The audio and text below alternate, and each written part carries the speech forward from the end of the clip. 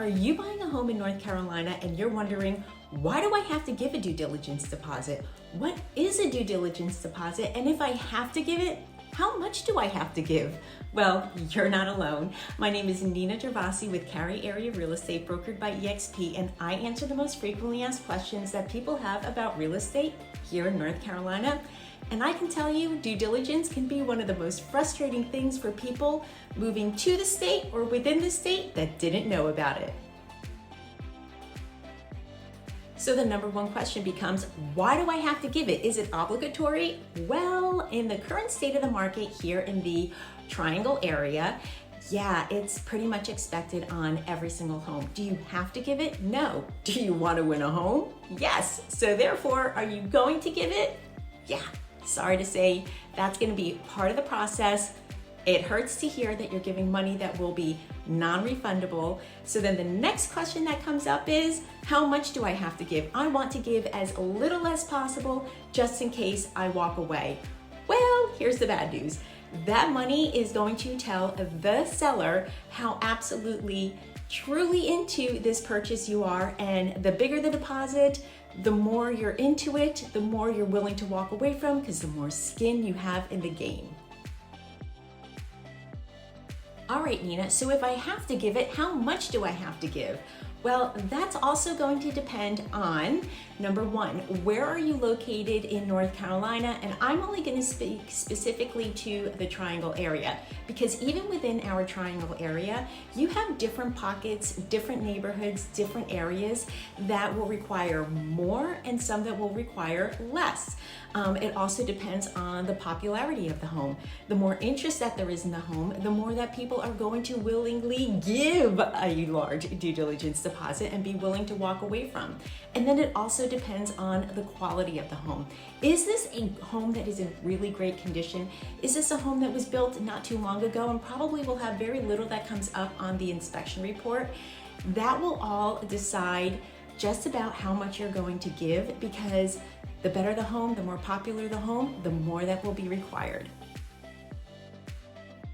Okay, so how much?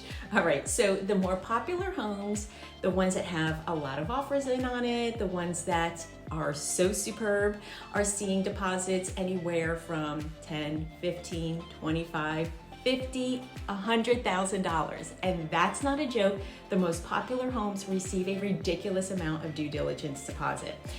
The other homes that perhaps have less interest in it, maybe you're the only one putting an offer in, and then you might ask, why do I have to give that due diligence fee at all? If nobody else is interested, I'm going to offer nothing. Hey, you absolutely can try that. That's your prerogative as the buyer to attempt a $0 due diligence fee. But that seller is going to want something. So in the case that there is fewer interest or you're nervous about stuff, $5,000, maybe $10,000 might work. But I have to tell you, those sellers are going to be looking for some sort of due diligence fee. Yeah, so those are some crazy numbers. When you hear that, you're thinking, do I have to give that due diligence fee when I actually submit my offer? No, not at all. The only time that you give the due diligence fee is when your offer is accepted. When the seller signs and says, congratulations, you're going to get the house. That's when you write the due diligence fee or send it as a wire transfer over to the seller. It does go directly into their account. It is held by them in their account until the time of closing, in which it will come out of their proceeds as a credit back to you as part of your purchase deposit. So again, you don't have to write that check unless your offer is accepted. So don't panic. You are not writing it with every offer that you write. It is non-refundable if you walk away from the purchase, but it comes back to you as a credit at the closing. Okay, so just a quick recap. A due diligence fee is not owed at the time that you write the contract. Is it owed at all? Well, it's up to you. If you want to win the home, then yeah, you're giving a due diligence fee.